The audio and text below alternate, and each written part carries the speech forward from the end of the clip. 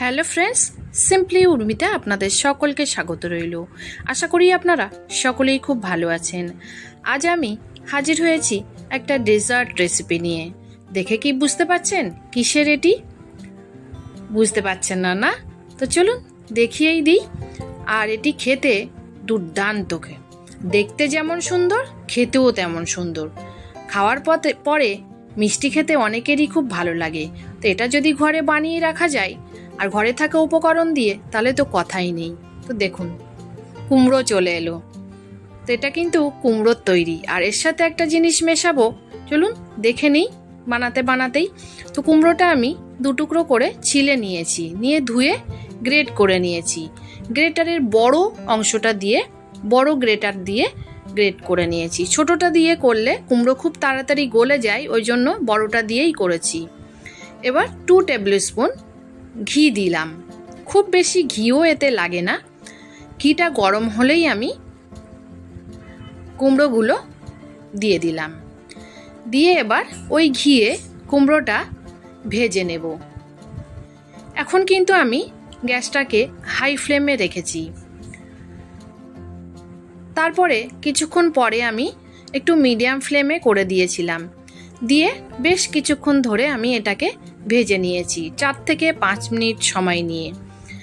ভেজে নেওয়ার পরে কুমড়োর কাঁচা গন্ধ চলে গেলে তারপরে আমি 1 লিটার দুধকে গাঢ় করে রেখেছিলাম।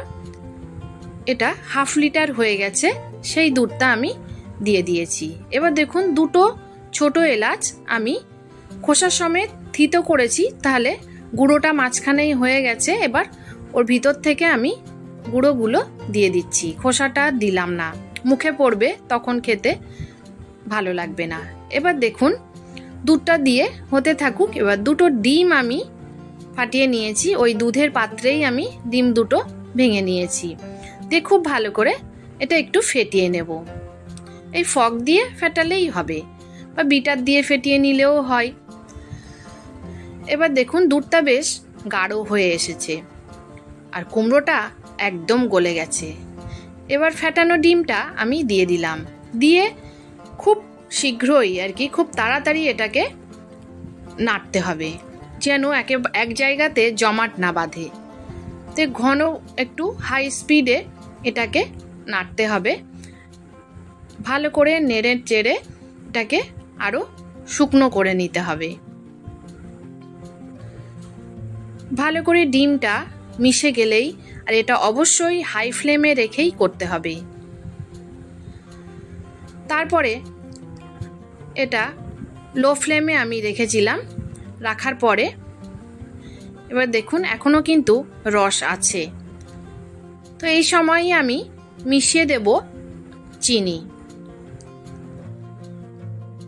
এখানে আমি চায়ের কাপের 1/2 কাপের একটু বেশি চিনি দিলাম।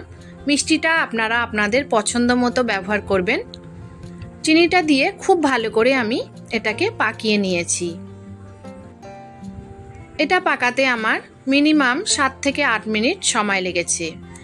এর জলটা একদম শুকিয়ে নিতে হবে। চিনিটা দেওয়ার পর অনেক জল বেরিয়েছিল, আমি আর দেখাইনি, ভিডিওটা লম্বা হয়ে যাবে ওই কারণেই। তো অলমোস্ট আমার রেডি। এবার কিছু অ্যালমন্ড নিয়েছি, এটাকে আমি কাটবো না, ঝটপট দেখুন কিভাবে করা যায়। নোড়া দিয়ে থিতো করে নিয়েছি, নিয়ে দিয়ে দিলাম।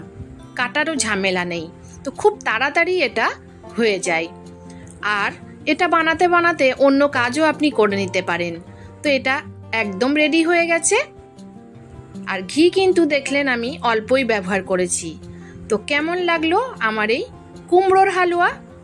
আপনারা যদি চান ডিমটা নাও দিতে পারেন, শুধু কুমড়োর বানালেও খুবই ভালো লাগবে।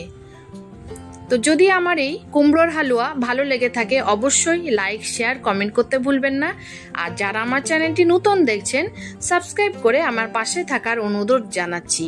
আর পাশে থাকা বেল আইকনটি অবশ্যই প্রেস করে দেবেন, যাতে আমি ভিডিও ছাড়লে নোটিফিকেশন সবার আগে আপনার কাছে পৌঁছে যায়, আর আপনি আপনার সময় মতো দেখে নিতে পারেন। আর ফেসবুক থেকে দেখলে অবশ্যই পেজটি ফলো দিয়ে রাখবেন, লাইক এবং শেয়ার করবেন। তো আবার দেখা হবে অন্য কোনো নতুন রেসিপির সাথে, আবার হাজির হয়ে যাব। তো ধন্যবাদ রইল সকলকে। সবাই ভালো এবং সুস্থ থাকবেন। এখানেই